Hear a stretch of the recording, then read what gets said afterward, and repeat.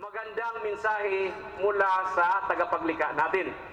So, ang tinutukoy ko ay isa ring dating Kristiyano na nagbalik Islam din. No? So, kung ano man ang ibibigay niya sa atin, matutunghayan natin sa gabing ito at tatawagin ko si Brother Ismael Catsaro. Unang-una, maraming salamat sa pagpapaunlak ninyo sa ating Filipino Olympic na ito. At naway mag-enjoy kayo at makakuha kayo ng hindi lang kaalaman, kundi sana kung po pwede nga lang kayong bigyan ng siguro ng tag-iisang Samsung Galaxy, siguro gagawin nila pero hindi nila ata kaya no? Hilingin natin sa kanila na sana sa susunod mas marami pang ipamigay na papremyo. Okay, ang topic ko ngayon, dahil nga ang sabi sa akin mga aliw ata ako ng kaluluwa kasi aalawin natin ngayon yung ating kaluluwa. Ganun ba man mga kababayan, mga kaibigan? Ako si Brother Ismael Catsaro, taga Tacloban, Leyte, Waray. Nag-Muslim po ako para konting background sa aking pagkatao. Nag-Muslim ako siguro sa Pilipinas pa, 14 years ago. Hindi masyadong matagal. Sa Saudi Arabia, mga 7 years dito sa Saudi. Sa Riyadh po ako, bisita lang po ako dito. Kaya nakakatuwa. Narinig nyo kanina ang sinabi ni tatay natin, si Brother Isa. Sabi niya, pagpunta daw niya dito sa tigang na lupang to, sa Jizan, wala daw Pilipino. Pero tingnan nyo ngayon. Wala bang Pilipino rito? Napakaraming Pilipino. Kaya, mabuhay kayo mga kabayan. Ngayon, dati akong Romano Katoliko. Sino po ba ang Romano Katoliko dito dati? Marami siguro. Okay lang, kahit hindi nyo sabihin kung anong sekta ng relihiyon ninyo, walang problema. Nag-Muslim ako, bata pa. Siguro mga 14 years. 14 years old ako. Ngayon, ilan sa tingin niyo ilang taon na ako sa tingin ninyo? Yung tatama walang premyo ata. Ha? Grabe naman kayo, 25. Ang bata ko naman. 18, grabe. 35, grabe naman sobrang tanda no. 28 lang po ako. Kaya ipagpaumanhin niyo po kung medyo mas bata ako sa inyo. Pero sana pakinggan niyo yung sasabihin ko. Ito pong pauna kong salita, medyo hindi seryoso, pero ang pag-uusapan po talaga natin ay seryoso. Totoo lang. Una-una, nag-Muslim ako dahil gaya ng kwento ng mga naunang mga narinig ninyo, o di kaya mayroon kayong narinig ng mga tapes o CD o sa telebisyon, nag-Muslim ako dahil talagang nakita ko yung katotohanan sa Islam. Anong klaseng katotohanan yon? Yun ang gusto kong ibahagi sa inyo at ibigay sa inyo. Unang-una, sino sa inyo ang naniniwala dito sa paraiso? Meron ba? Paraiso. Kasi kanina, napakarami kong impormasyon talagang binigay ang ating kapatid na si Brother Omar Pinalber. Subhanallah. Kung yung lahat ng yun na-absorb ng inyong utak, ayos. Pero ngayon, magfo-focus ako sa isang topic lang. Tungkol sa paraiso at tungkol sa impyerno. Diba? Lumabas naman tayo ng konti dito sa medyo mag-imagine naman tayo ng mga ibang bagay. Imagine lang, kasi wala namang nakapunta sa inyo rito sa impyerno na bumalik dito at sinabing ganito ang impyerno. Meron na ba, bro? May kabayan, meron bang galing sa impyerno sa inyo rito? Baka kako meron ma-interview natin dito para sa paraiso. Meron bang nakapasok dito at nagsalita at bumalik dito? Meron? Wala pa. Ngayon, tungkol sa paraiso at tungkol sa impyerno ang pag-uusapan natin. Bakit yon? Kasi kakaibang topic yun Medyo interesting na topic kasi bakit? Sa aming mga Muslim, masyadong dinitalye ng aming tagapaglikha na si Allah Subhanahu wa Ta'ala ang impormasyon hinggil sa paraiso at sa impyerno. Tingnan ninyo, nakabasa na kayo ng Quran? Hindi pa. Hindi pa. Inshallah, pag nag-Muslim kayo ngayon, o mamaya, o bukas, o susunod na araw, o next week, inshallah, makabasa kayo ng Quran. Sa Quran, napakadami pong mga impormasyon na ibinigay si Allah sa amin na kung saan nagbabanggit tungkol sa paraiso. At tungkol din naman sa impyerno. Na kung saan sa ibang pananampalataya, sa mga libro nila, may binabanggit din. Kagaya halimbawa ng Biblia, Kristiyano, Romano, Katoliko, depende kung anong klaseng Biblia ang gamit mo, meron din, pakonti-konti. Pero yung detalyeng pagpapaliwanag tungkol sa paraiso, nang gaya ng pinapaliwanag sa Quran, wala po siguro. Di ba? Anong gusto ko ipaliwanag muna? Paraiso o impyerno? Ba't unahin yung paraiso? Impyerno muna para ang huli ay maganda. Di ba? Impyerno. Sa amin sa Islam, ang impyerno na ipinapaliwanag namin, i-imaginein mo pa lang, matatakot ka na. Bakit? Ano bang meron sa impyerno? Una, sinabi ni Allah sa Quran, sabi niya, sa impyerno, kapag ang tao nakapasok sa impyerno at sinunog siya, hindi yung papasuin, susunugin siya, lilitsunin siya ron. Kapag nasunog yung balat niya, ay babalik ulit yung panibagong, pag sunog na, tostado na, ay babalik ulit yung balat niya na parang hindi nasunog. Para saan? Para maramdaman niya yung sakit ng pagkasunog. Kasi ang tao nakakaramdam siya ng sakit kapag nasa balat. Nakaramdam na kayo ng injection na kayo. Ang unang sakit yung pagturok sa balat. Pero pag nakapasok na sa laman, masakit pa ba? Hindi na. Hindi na. Kasi ang sakit nararamdaman dito sa balat. Sa impyerno may pagkain. Ayon sa aming katuruan. May pagkain, may inumin, may damit, pero lahat ng yon ay galing sa impyerno. Pagkain, na kung saan yung pagkain na yon, hindi makakalutas ng iyong gutom. Mas lalo ka lang gugutumin. Inumin, na kapag ininom mo, galing yun sa tinatawag nilang, ang dinescribe ng propeta, galing sa nana, ng dugo ng, alam niyo yung nana, na kumukulo na lang galing sa, alam niyo, yung mga sakit na nakukuha. Alam niyo yun? Na kapag ininom ng isang tao, sa impyerno, iinumin niya pa lang, maglalagasan na yung kanyang, alin? Yung mga, hindi niya butas-butas, nabubutas ang kanyang, lahat. Hindi pa makakarating sa butas na yan lahat. Bakit? Kasi ganun katindi. Damit na saan galing? Galing sa impyerno. Ang iba kasi nag-iisip, sabi nila, pilosopo okay lang, mapunta ako sa impyerno. Okay lang. Diba? Akala nila sa impyerno ay, kasi sabi nila, sa langit wala ang beer.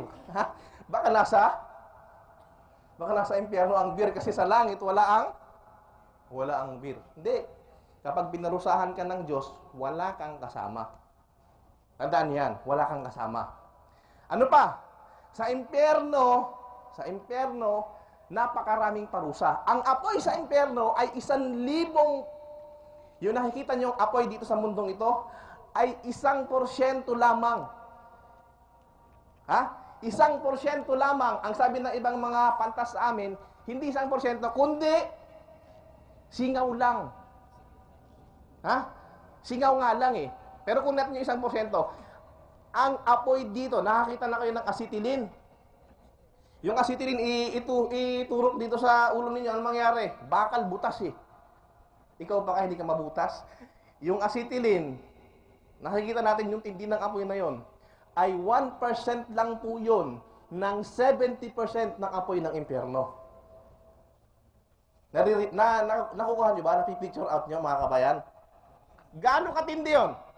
Kung yun, 1% lang yung acetylene na yon, papaano pang hininda ng Diyos sa atin? Sa sino mang sumuway sa Kanya? Yung 69% na nag-aantay sa inyo, saan? Sa impyerno. Hindi man kumbaga, ikaw ba kaya mong pasuin sarili mo sigarilyo? Punta ka sa bahay mo, magsindi ka ng kalat, iganon mo, kaya mo? Hindi mo kaya yun. Paano pa kaya kung hindi lang daliri mo ang susunugin, kundi buong katawan mo? Ano mangyayari sa'yo? Nakakatakot, di ba? Ito iilan lang sa mga katangian ng impyerno. 1,000 pinainit ang impyerno hanggang sa maging kulay pula. 1,000 taon hanggang sa maging kulay pula. Kasi ang impyerno sa kabilang buhay, ayon sa turo ng Islam, ay iba't ibang klase. May kulay pula, 1,000 taon naging kulay pula. At 1,000 taon ulit na pinainit hanggang maging kulay puti. At 1,000 taon ulit hanggang sa maging kulay itim. Ang itim ang pinakamatinding kulay ng apoy. Nakakita lang kayong kulay itim na apoy? Hindi pa siguro, ano? Yun ang description sa amin, sa turo sa amin sa Islam. Kaya kapag ang isang Muslim, katulad ko, subhanallah, siguro sa inyo ngayon, sa ngayon, mga kababayan, ngayon lang siguro kayo nakarinig, di ba? Nakarinig na kayo ng ganitong klase ng pagpapaliwanag tungkol sa impyerno? Nakarinig na kayo? Siguro sa mga palabas, meron kayo nakikita. Pero pagpapaliwanag tungkol sa religious aspect, parang hindi pa. Yun ang impyerno. Sa impyerno, ang tao habang buhay. Tandaan yan. Habang buhay, eternal, habang buhay. Kung mapupunta ka sa impyerno, maasalam, kabayan, wala ka ng kaligtasan. Kaya naman binigyan ka ng Diyos ng lahat ng pamamaraan dito sa mundong ito para maiwasan mo ang impyerno sa kabilang buhay. Lahat ng pamamaraan. Sinabi ni Allah sa Quran, sabi niya na ang lahat ng nandito sa mundo, nilikha niya para sa kapakanan mo. Para saan? Para makaiwas ka sa impyerno. Binigyan ka niya ng utak na hindi ibinigay sa ibang nilikha. Binigyan ka niya ng kalayaan na hindi binigay sa ibang mga nilikha. Isipin mo kung wala tayong kalayaan. Di ba? Kagaya halimbawa ng mga nilikha ng Diyos, ang mga anghel.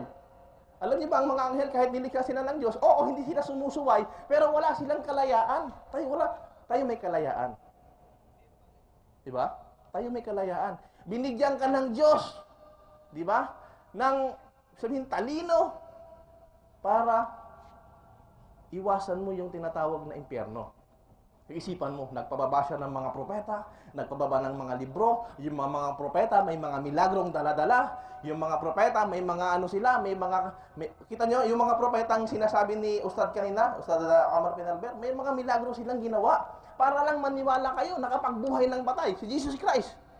Sa aming mga Muslim, naniniwala kami na si Jesus Christ nag-exist, pero hindi siya Diyos o anak ng Diyos, kundi siya lang ay isang sugo. Maliwanag naman yun eh. Kahit sa inyong mga sarili, mga kabayan, alam niyo yun, na si Jesus Christ hindi Diyos.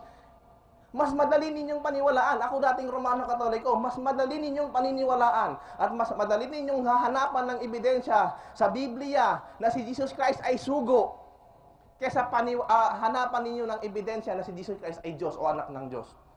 Napakarami. Katangian ng Diyos, si Jesus Christ kumakain. Jesus Christ ay natutulog, napapagod, nakakalimot. Katangian ba ng Diyos yun? Hindi. Hindi katangian ng Diyos yun. Kaya kami mga Muslim, naniniwala si Jesus Christ ay isang propeta lang.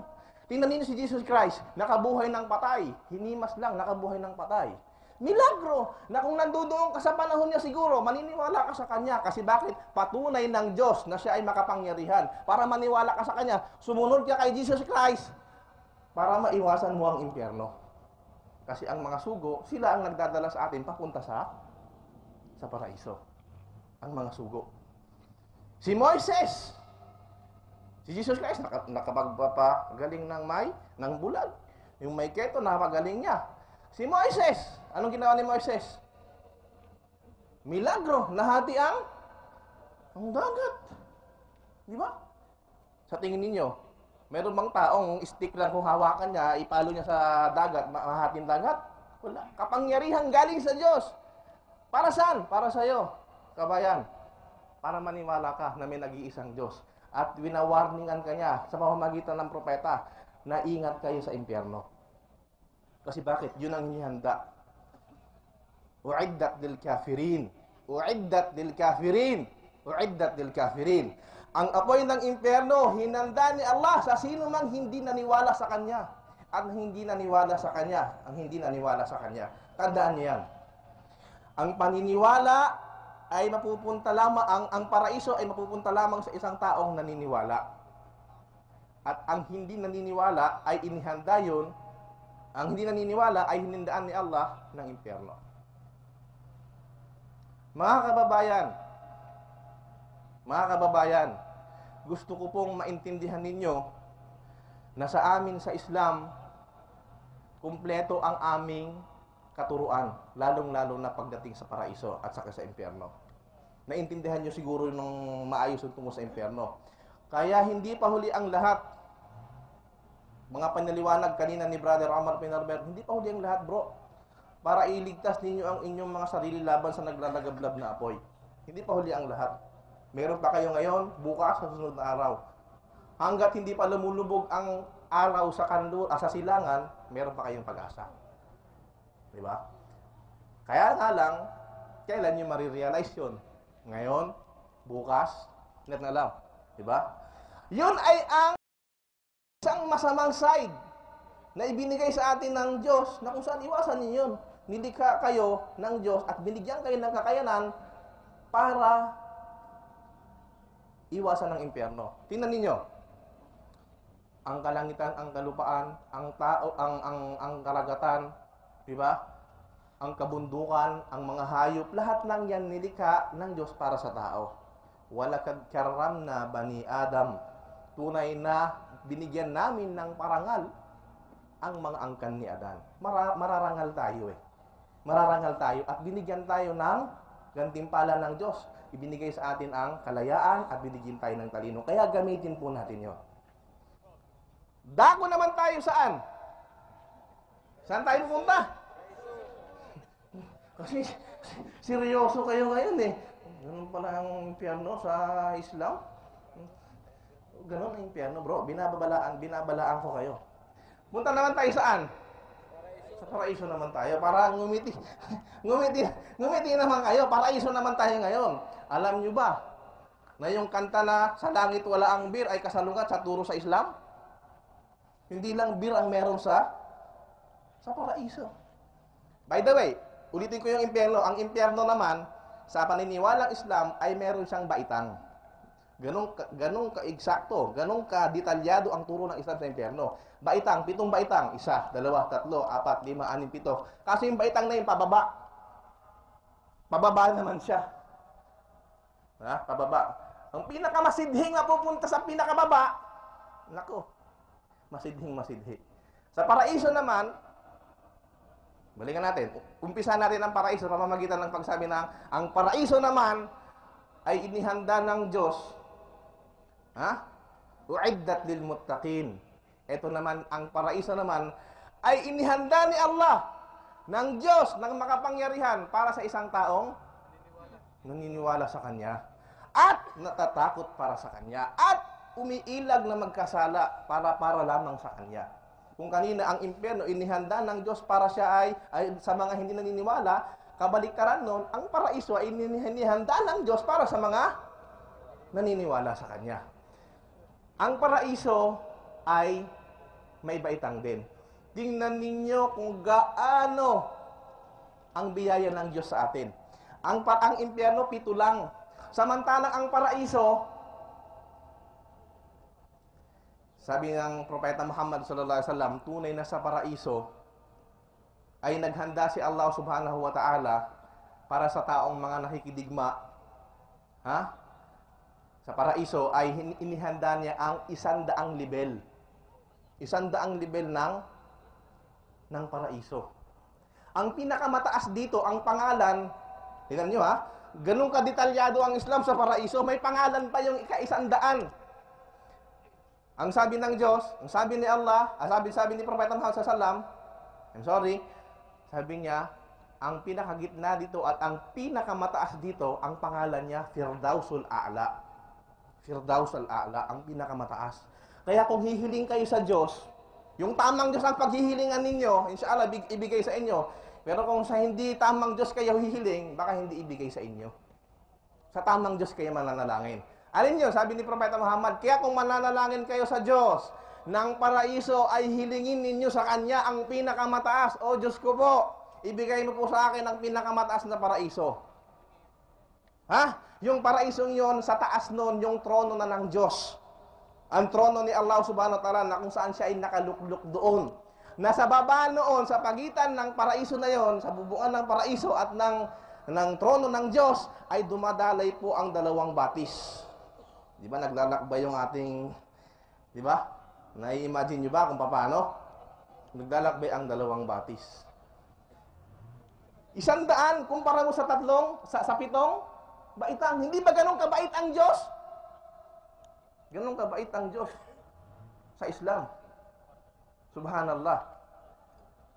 100 kumpara sa 7. Wag na nating banggitin, sabihin anong katangi, anong ika-100. Kasi bakit? Subhanallah.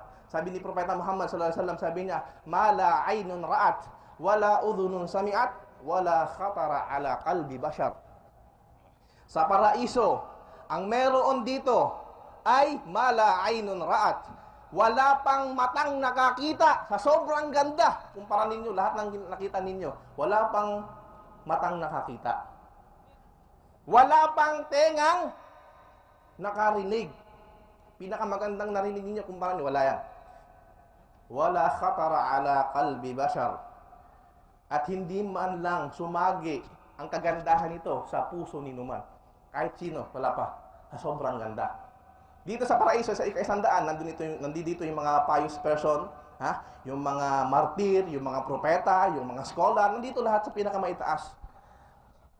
Bigyan ko lang sa inyo ng halimbawa, yung di kaya ng description, yung pinakamababa. Gusto niyo yung pinakamababa, gusto niyo yung gitna. Mababa na lang, kasi pag nakita mo yung mababa, okay na yun. Pag nakita mo yung mababa, nung narinig ko nga ito sa Islam, nung narinig ko ito, sabi ko, Ya Allah, kahit man lang doon ako sa pinakamababa, basta nakapasok ako sa paraiso. Kahit na sa mababa na lang ako, okay na. Kasi bakit? Alam nyo ba na ang meron sa paraiso na pinakamababa, alin yon? Ang huling taong papasok sa paraiso ay bibigyan siya ng pinakamababa. Huling taong papasok sa paraiso, bibigyan siya ng pinakamababa. Sasabihin sa kanya ng Diyos, ikaw ba? Gusto mo ba ng pagmamay-ari sa mundo na kagaya ng pagmamay-ari ng mga hari? Ikaw bro, gusto mo ba yun, kabayan? Gusto mo ba ng bigyan ka ng pagkakataon, pagmamay-ari ni King Abdullah? Gusto mo? Parang ayaw mo ata. Sino? Ikaw bro, gusto mo ng pagmamay-ari gaya ng pagmamay-ari ni King Abdullah? Pwede. Pwede. Bakit hindi? Di ba? Sasabihin ng tao na yon, na huling papasok sa paraiso, opo, Diyos ko, gusto ko. Sabi niya, ano pa? Humiling ka. Sasabihin ng Diyos sa kanya. Sabihin sa kanya ni Allah, humiling ka pa. O Diyos ko, o Allah, ito po ang gusto ko. Sige pa, ano pa? Ito po ang gusto ko. Basta lahat ng kanyang gusto. Ikaw, kung bibigyan ka ng pagkakataon, bro, sige, lahat ng gusto mo, ibibigay ko sa'yo. Ano hihingin mo? Kaya hilingin mo, Samsung Galaxy lang. Bigyan ka ng pagkakataon, anong gagawin mo? Diyos ang kaharap mo. Halimbawa, si Allah sa kabilang buhay. iPhone lang. Naku po. Simpleng pangarap. Kahit yung si Brother Isa, kayang-kaya ibigay sa iyo iPhone dito. Ha? 5? Wala pa yun ata. Hinyan bro. Ang tao, syempre, gusto niya lahat. Sabi niya, Diyos ko, ito. Gusto ko. Sa iyo yan. Ito, gusto ko pa to. Hanggang sa hiling siya ng hiling, ng hiling, ng hiling, ng hiling. Hanggang sa mawalan na siya ng ano. Wala lang memory, wala na siyang hiling. Sabi, ano pa mahilingin ko? Tingnan niyo ang awa ng Diyos, sabi niya, aking alipin, gusto mo ba ng ganito? Kumbaga, siya ay pinapaalalahanan. Diyos ko, aking alipin, gusto mo ba ng ganito? Sabi niya, gusto ko yan. Baka gusto mo ng ganito. Nakalimot kasi niya, wala na, ubos na. Pinapaalalahanan siya.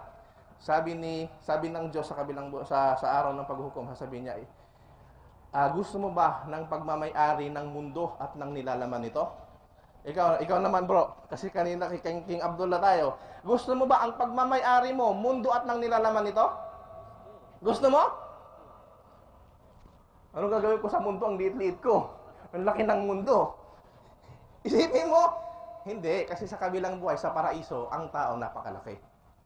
Sa impyerno, ang tao, ang isang ngipin niya, sa impyerno ang isang ngipin niya, alin? Kasing laki ng bundok.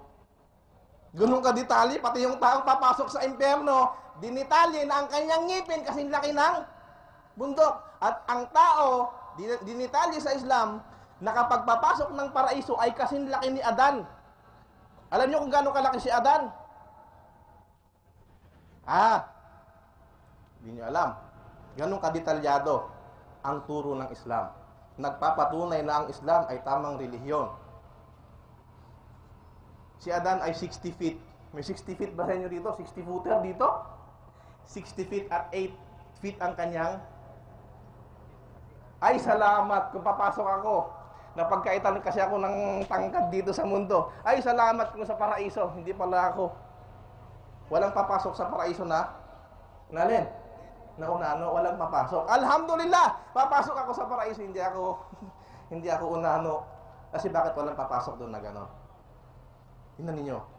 Ganun detalyado ang pagpasok ng tao sa Islam, sa paraiso. Sabi ng Diyos, gusto mo ba aking alipin? Mundo at nang nilalaman nito? Gusto mo? Gusto mo, bro? Siyempre naman, gusto ko. Sabihin sa'yo, ako gusto ko yun eh. Sabi ng Diyos, sa'yo yan.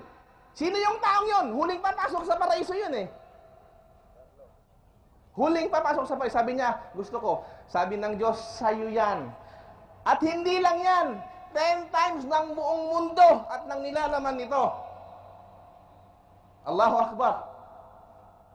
10 times ng buong mundo at ng nilalaman nito. Yun ang mapapasayo kapag ikaw ay nakapasok saan? Nakapasok sa paraiso. Ini-imagine nyo siguro, 10 times ng buong mundo at ng nilalaman ito. Paano ko kaya uubusin lahat yun? Ang kayamanan na yon. Sa kabilang buhay, walang imposible. Sa kabilang buhay, may babae. Sa kabilang buhay, may alak. Sa kabilang buhay, ikwento ko lang sa inyo, yung tungkol sa batis. May 3 uri ng batis sa kabilang buhay. Ilog, batis. Nasa inyo lahat yun. Bawat isa sa inyo meron kapag inshallah nakapasok kayo sa paraiso. Alin yun? Tubig na napakasarap. Sa'yo lang yun. Batis mula sa gatas. Sa'yo lahat yung gusto mo. Mag-dive ka ron. Uminom ka doon. Sa'yo lahat yun. 4 kasi sa'yo sa kabilang buhay. Tubig na napakasarap. Gatas na napakatamis, napakasarap. Ano pa? Batis na mula sa pulok-pukyutan. Yung honey. Alam mo yung honey? Ang gusto mo, magpapa-beauty ano ka doon. Batis, sa'yo yun. Sabi ni Allah subhanahu wa ta'ala.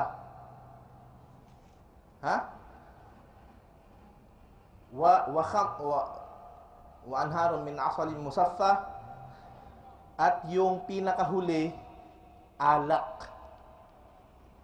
Ngayon, kung gusto niyo, kung tunggero kayo at medyo masyado kayong adik sa alak, sa kabilang buhay may alak. Hindi lang 1 galon, bro. Hindi yung sadiki lang na sadiki na binibili nyo, mahal. Alam yung sadiki, di ba? Kunwari pa kayo eh. Alam ko yan eh. Sadiki, Alam nila kung ano yung sadiki. Yun po ang tawag dito sa mga sikreto ng mga Sa kabilang buhay, hindi. Ibibigay sa'yo ng Diyos yung pang-4 na batis sa'yo, alak. Batis. Hindi 1 galon, batis. Kaso yung alak na yun, alak na hindi nakakabangag at nakakawala ng ulo. Dito kapag nalasing ka, hangover ka, sakit ng ulo mo. Sa kabilang buhay, alak na hindi nakakabangag ng ulo. Yun po ang aking panawagan sa inyo. Uulitin ko. Impyerno at paraiso. Ikaw, Kristiyano, ako Muslim.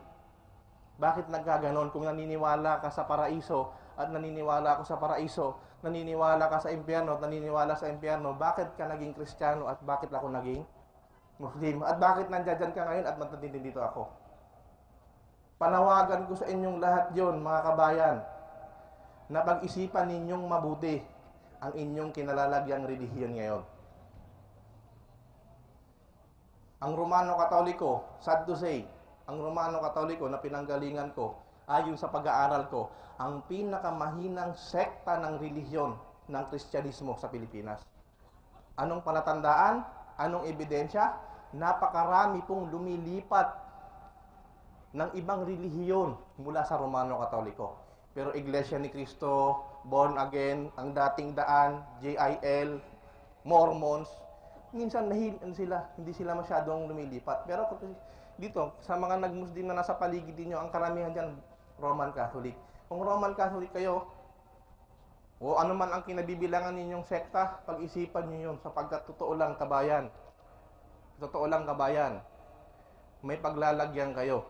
Kung hindi kayo sigurado ngayon sa inyong pananampalataya, may paglalagyan kayo. It's either paraiso o di kaya impyerno. Mamamatay tayong lahat at magwawakas tayong lahat. Ang pagiging Muslim ng isang tao ay napakadali lamang, hindi kayo mahihirapan. Meron lang kayo sasabihin dalawang salita, sasabihin nyo lang ganito sa Arabic. Sa Tagalog ganito, ako ay sumasaksing walang ibang Diyos kundi si Allah, ang makapangyarihan. Lahat naman siguro kayo naniniwala sa nag-iisang Diyos. Yung kabayan niya kanina rito sabi niya, sinong Diyos? Yung sinabi niyang si Allah, naniniwala siya Yun na sasabihin niyo, naniniwala ko kay Allah, sa Diyos na makapangyarihan, lumikha ng langit at lupa, hindi nanganak, hindi pinanganak, hindi tao, hindi hayop, hindi bagay. Alas, pag naniwala kayo sa Kanya at naniwala kayo sa mga propeta, kay Noah, kay Abraham, kay Solomon, hanggang sa pinakahuling propetang si Muhammad, sasabihin nyo lang sa Arabic ganito, susundan nyo lang ako. O di kaya sino man dito ang gustong mag-Muslim, sasabihin lang ganito, Asyhadu an la ilaha illallah, asyhadu anna Muhammadan Rasulullah. Bro, ano ba yun? May magic ba ron? Ano ba yun? Latin ba yun? Hindi. Ganito yun. Hindi mo kailangan kabisaduhin. Pag sinabi ko, asyhadu, sabihin mo asyhadu. An la ilaha, illallah, illallah. Gadali lang yun. Pag natapos yun, sasabihin natin, ako ay sumasaksi. Na walang ibang Diyos, kundi si Allah. Sa pamamagitan ng pagsaksi na yun, bro, tinatanggal mo sa balikat mong, dalawa mong balikat ngayon, ang kasalanan na kapag namatay ka dyan, wala kang kapatawaran at impyerno ka. Anong kasalanan yun sa Islam? Ang kasalanan na yun ay tinatawag na pagtatambal. Ang sumamba ka, kumilala ka sa ibang Diyos bukod kay Allah at bukod sa nag-iisang Diyos. Madali lang yun. Kung iniisip mo mahirap ang Islam, hindi mahirap yun. Makayanan nga ng ibang tao, ba't hindi mo makakayanan? Huwag mong isipin yun. Isipin mo ang sarili mo. Ya ayyuhalladhina amanu qu anfusakum wa ahlikum nara. Diba? Isalba mo ang sarili mo, huwag mo isipin ibang tao, sarili mo. Kasi sa kabilang buhay, pag pinarusahan ka lang Diyos, mag-isa ka lang, makakala mo, hindi mo mapakilabangan ng mga pamilya mo. Tandaan yan. Kaya naman, medyo napahaba na ata ako, at insyaallah subhanahu wa ta'ala, ito ang panawagan ko sa inyo, kabayan. Mga kabayan, meron pa tayo hanggang bukas. Mag-isip kayo mabuti. Hindi lang material na bagay ang kailangan natin. Mga papremyo, ang makakakuha niyan ay nakatakda na. Tandaan yan.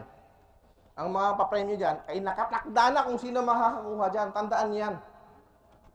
Pero, isipin nyo rin na may araw ng paghukom at merong paraiso at merong impyerno. Ngayon, magbalik Islam kayo. Gaya ng sinabi ng ating kapatid kanina. Magbalik Islam kayo. Isang bukas na sa inyo at hindi pilit. Para maisalba ninyo ang inyong mga sarili laban sa naglalagablab na apoy at makapasok kayo sa paraiso na inihanda ng Diyos sa mga taong naniwala sa Kanya. So hanggang dito na lang. Maraming salamat at pasensya na kung medyo mahaba. Wa sallallahu ala nabiyyina Muhammad wa ala alihi wa sahbihi wa sallam. Assalamualaikum warahmatullahi wabarakatuh at magandang gabi sa inyong lahat, mga kabayan. Khair, Brother Ismail, sa maganda mong pagpapaliwanag tungkol sa paraiso at saka impyerno. So ngayon, medyo nag-i-imagine na tayo.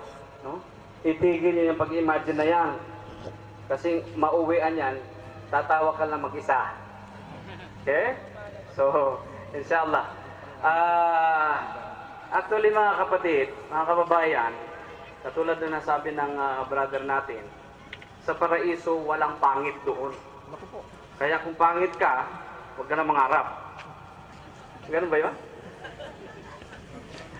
Hindi, kasi alam niyo sa paraiso, wala ring matanda doon.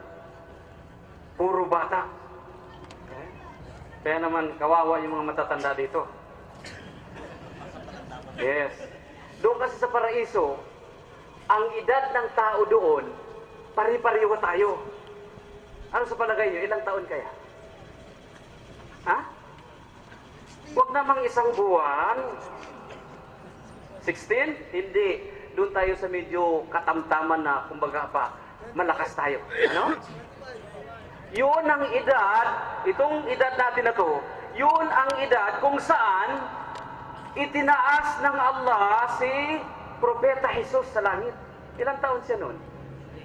33. 33. Pagka sinabi mo 35, lalampas ka sa langit. 33 lang. Diba? At bakit nasabi natin walang pangit doon? Alam niyo ba sino pinakamagandang lalaki sa balat ng lupa? Ako. Ha? Tama ka, ako yun. Diba? Yes, si Propeta Joseph. Si Yusuf. Yung kapangalan ko lang, hindi ako yun. Nagbigay ka ng prize. Yung si Propeta Yusuf. Alam niyo, ang mukha ni Propeta Yusuf, kalahati sa mukha ni Adan. Pero ang lahat ng mukha natin, katulad na sinabi ng kapatid natin, kamukha ni Propeta Adan. So, ibig sabihin, yung mukha ni Propeta Yusuf, kalahati sa mukha ni Propeta Adan. Yung kalahati, saan napunta? Sa atin lahat. Ibig sabihin, dinistribute. Kaya naman, merong pangit, sobra na. Di ba?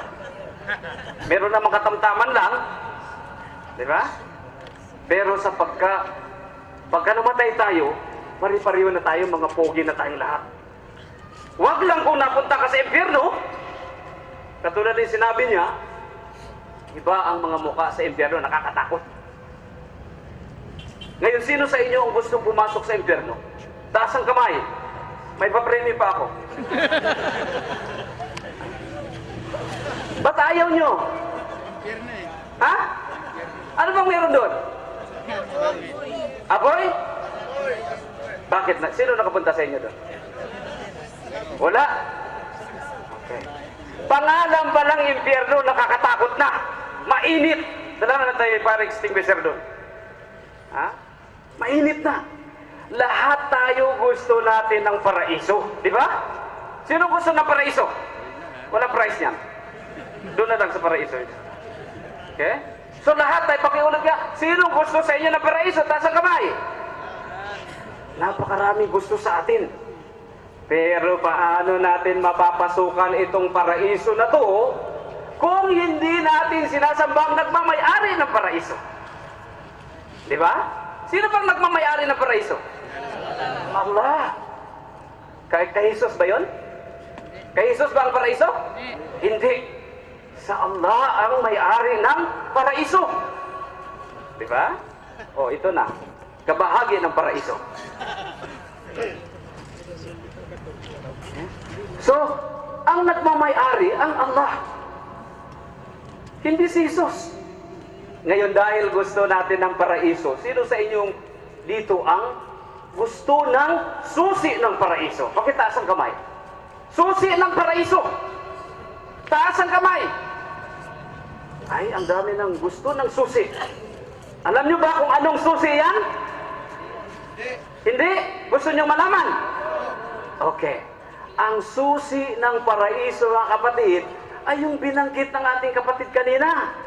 Ano yun? Sabi, Ashhadu an la ilaha illallah. Ako'y sumasaksi na walang Diyos na dapat sambahin maliban lamang sa Allah.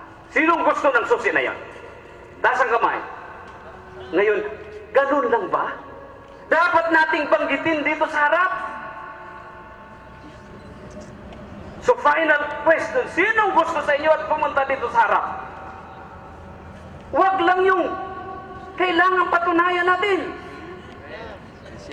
Sinong gusto sa inyo? Punta dito sa harap. Dito kayo. Allahu Akbar. So yan, mga kapatid, hindi lamang sa salita, kundi patunayan natin sa gawa na gusto nga natin ng paraiso. So dito sa Islam, mga kapatid, inuulit ko, Walang sapilitan. Wala kang makikitang pananampalataya na ipinapaliwanag mo na. Okay?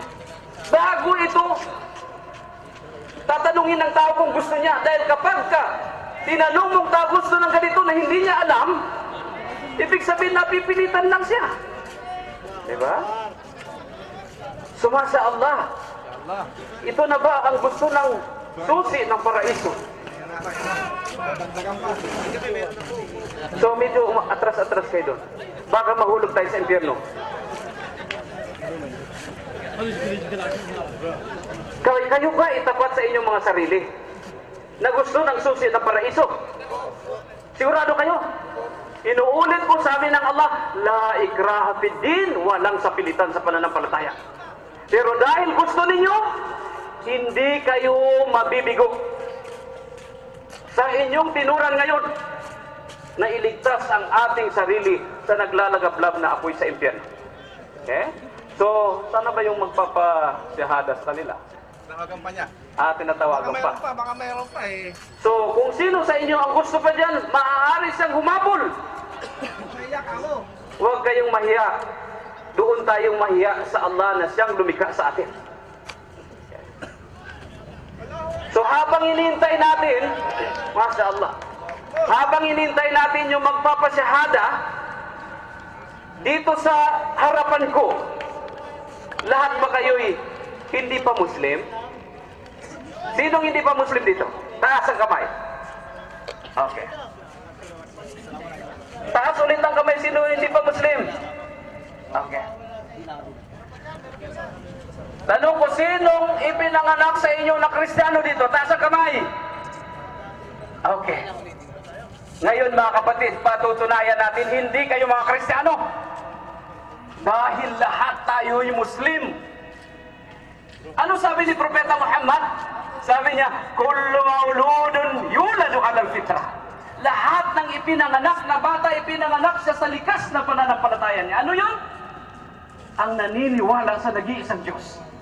Kaya walang Kristiyano na kapag tinanong mo, naniniwala ka ba sa nag-iisang Diyos? Walang Kristiyano na sasagot na hindi. Lahat tayo naniniwala. Pero bakit mayroong Diyos Ama, Diyos Anak, Diyos Espiritu Santo? No? So sabi ng propeta, lahat ng ipinanganak na bata, ipinanganak siya sa likas na pananampalataya. Paniniwala niya ang naniniwala sa nag-isang Diyos. Ngayon bakit tayo nagiging Kristiyano, nagiging Hudyo, Magyan? Dahil sabi ng propeta, fa'abawahu yuhawidani, aw yunasirani, aw yumajisani. Ang kanyang mga magulang na gumagawa sa kanya, magiging Kristiyano, Hudyo, at Magyan. Tingnan natin anong patunay sa atin sa Pilipinas. Kapag may bagong silang na bata, saan kaagad-agad dinadala itong bata? Saan? Simbahan. Doon po gusto ko marinig sa mga hindi pa Muslim. Saan idinadala yung bata? Para ano? Binyagan. Narinig ba ninyo yung sinasabi ng pari kapag kasi nagbibinyag? Di ba sinasabi ng pari, binibinyagan kita sa ngalan ng Ama, ng Anak, ng Diyos, Espiritu Santo. Simula ngayon, ikaw ay isang ganap na Kristiyano. Sa makatuwid, mga kababayan, hindi ka Kristiyano. Dahil kung ipinanganak ang Kristiyano, hindi na marapat sa isang pari na sabihin, simula sa araw na to, sa araw ng binyag mo, ikaw ay ganap na Kristiyano. Ibig sabihin, nung ipinanganak ka, hindi ka Kristiyano. Tama yung sinabi ni Propeta Muhammad na lahat na ipinanganak na bata ay pinanganak siya na Muslim. Ngayon ang tanong ko ngayon, sinong ipinanganak na Kristiyano sa inyo dito? Ay, wala na. Sa makatuwid mga kapatid, bumalik tayo sa pinag-ugatan natin pananampalataya.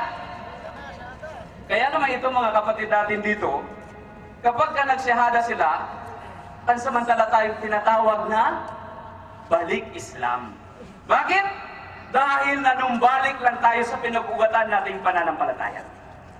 Kaya kung sino pa sa inyo dyan ang nagnanais na bumalik sa pinag-ugatan nating pananampalataya, sumama na kayo dito sa ating mga kapatid. At walang mawawala sa inyo ni Kusing Isama. So saan na ba yung magpapasyahada sa atin? Tatawag pa daw yung pinaka-mulit.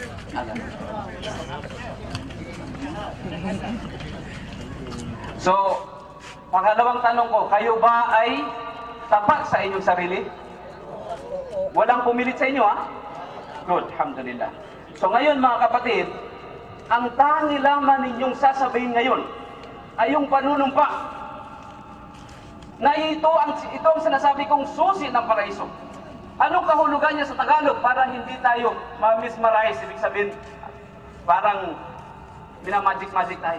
Kailangan malaman natin kung anong kahulugan niya. Kasi babanggitin niyo ito sa wikang Arabic. Anong kahulugan niya? Ako'y sumasaksi na walang Diyos na dapat sambahin maliban lamang sa Allah. At ako'y sumasaksi na si Propeta Muhammad alipin huling sugo ng Allah. At ako'y sumasaksi na si Jesus alipin sugo ng Allah. Nilikha siya ng Allah sa pamamagitan ni Birhing Maria sa salita lamang. At inshallah, doon mag-uumpisa na naman ang ating malinis na talaan. So kapag nabanggit natin yun, inshallah lahat ng inyong kasalanan ay patatawarin ng Allah at para kayong bagong silang na bata na walang bahid na kasalanan. Ito yung sinasabi ni Brother Omar kanina na true born again, not burn again. Okay? So inshallah, nandito ng ating ngayon, dahil sa marami kayo, ilan ba sila mga kapatid? Ilan kayo? 36. Kung ngayon, kung sino pang gustong umabol sa inyo mga brother, dito na kayo. Huwag kayo mahiya, please. Dito na kayo. Huwag kayo mahiya. Huwag kayo mahiya, brother. No? Ito ay sa kapakanan nating lahat. No? Ito ay sa kapakanan natin lahat. Kayo dyan, brad, okay maya. Halika kayo dito. Sige na. Yan, kayo. Oo. Minsan lang ito sa isang taon kami makakabalik dito. Susi sa paraiso ang pinag-uusapan natin. Halina kayo. So, inshallah. Ngayon, dahil sa dami nyo, sabay-sabay nyong susundin ang sasabihin ng ating chef. Maliwanag? So wala na ba sa inyo dyan na hahabol pa? Inshallah, kung hindi man ngayon, baka bukas, baka lawa, o hindi natin alam kung kailan. Ha? Inshallah. Marami.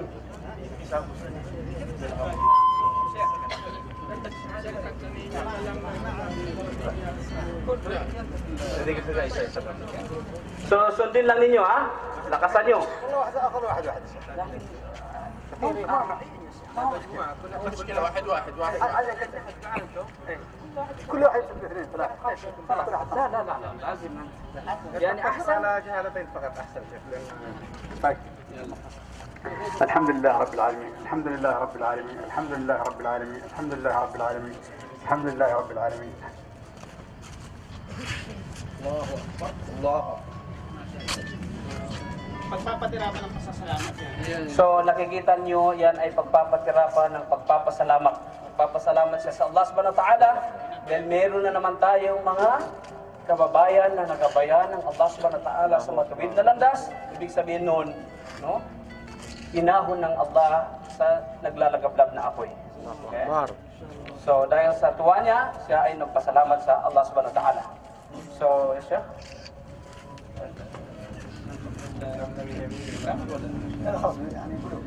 Okay. Ngayon sumunod kayo sa kanya. Khali ya Sheikh أنا أكون معاهم Okay. siguro. Sige lang ganyan lang. Okay. Yung kamay, Brad. Hindi na kailangan yung... بسم الله الرحمن الرحيم أشهد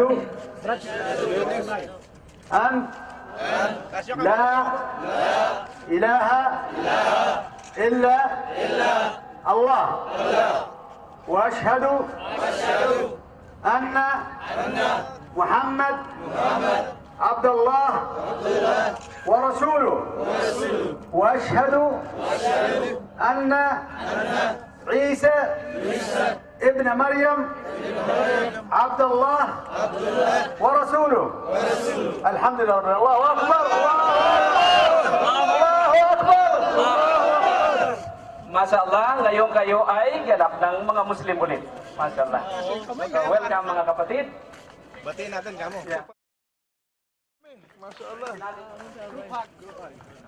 Yung mga brothers sa ating Muslim,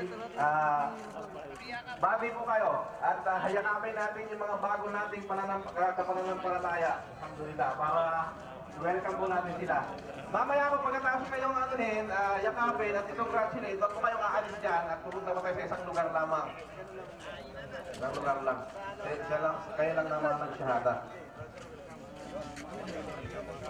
Ngayon ay habang wini-welcome natin yung ating mga kapatid dito sa mga hindi pa nagmumuslim, ay magkakaroon pa rin tayo ng palaro. No? Huwag tayo mawala ng pag-asa. Meron dyan. Kanya nga lang, kailangan paalisin muna natin sila dito sa harapan. Ganun lang po kasimple ang magbalik loob sa ating tagapaglikha. No? Kapag ka nabanggit natin ngayon, kung sa pagbabanggit nila kanina ay sumasabay ang inyong mga puso, ituring nyo na kayo ay mga Muslim. Okay?